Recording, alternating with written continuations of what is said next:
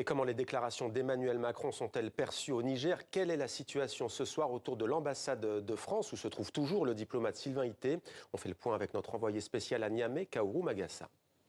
Ici à Niamey, et comme vous pouvez le voir sur les images près de l'ambassade, les populations vaquent à leurs occupations. Et contrairement à des rumeurs qui circulent énormément sur les réseaux sociaux et sur Internet, l'eau et l'électricité n'ont pas été coupées dans l'enceinte du bâtiment où se trouve toujours l'ambassadeur de France. Une situation de statu quo entre les autorités françaises et les autorités militaires qui dirigent le pays, que dénonce Michael Zodi, président du Fonds patriotique pour la souveraineté du Niger.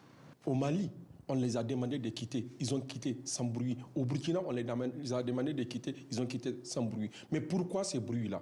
Nous ne comprenons pas ces bruits-là. Maintenant, l'ultimatum s'explique. Ça veut dire que l'ambassadeur sera cloîtré dans les locaux de l'ambassade parce qu'on considère qu'avec l'unité diplomatique, il va rester là-bas. Il ne va pas circuler. Et donc, quel travail il va faire? Tout compte fait, il est persona non grata. Il ne peut pas circuler sur notre territoire.